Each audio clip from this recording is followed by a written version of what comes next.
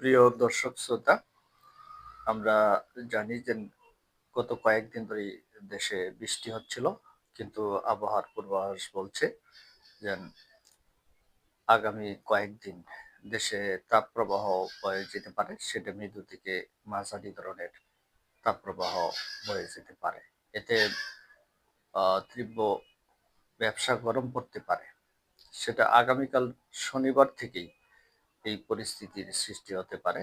আমরা লক্ষ্য করেছি আজকে শুক্রবার দেশে বৃষ্টিপাত কমে আহ, শুষ্ক আবহাওয়া বিরাজ করছিল।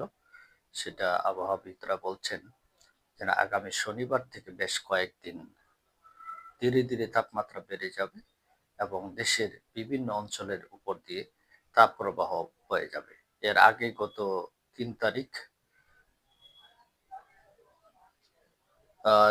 দেশের উপর দিয়ে 27টি জেলার উপর দিয়ে তাপপ্রবাহ বয়ে গেছিল। সেদিন দেশের সর্বোচ্চ তাপমাত্রাও রেকর্ড করা হয়েছিল, সেটা 39.9 ডিগ্রি সেলসিয়াস। এটাই চলতি মৌসুমের সর্বোচ্চ তাপমাত্রা। তবে এবার যে তাপপ্রবাহ আসছে সেটা আহ, এই রেকর্ডকে চলতি বছরের এই রেকর্ডকে ভেঙে দিতে পারে। তবে আবহাওয়াবিদ এ কে এম নাজমুল হুদা বলেছেন, আহ, চলতি বছরে তাপপ্রবাহ অর্থাৎ তাপমাত্রা বাড়লেও সেই তাপপ্রবাহ 2024 কিংবা 2023 সালের মতো ততটা তীব্র হবে না। কারণ 2024 সালে আহ, সেটা প্রায় টানা 22 দিন, টানা 26 দিন দেশের উপর দিয়ে তাপপ্রবাহ বয়ে গেছিল।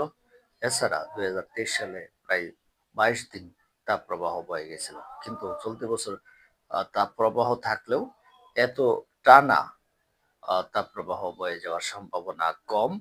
কারণ মাঝে মধ্যে বৃষ্টি হওয়ার সম্ভাবনা আছে। কয়েকদিন তাপপ্রবাহ বয়ে যাওয়ার পর আহ, আহ, আবারও বৃষ্টি হতে পারে, এ ধরনের কথা বলা হয়েছে।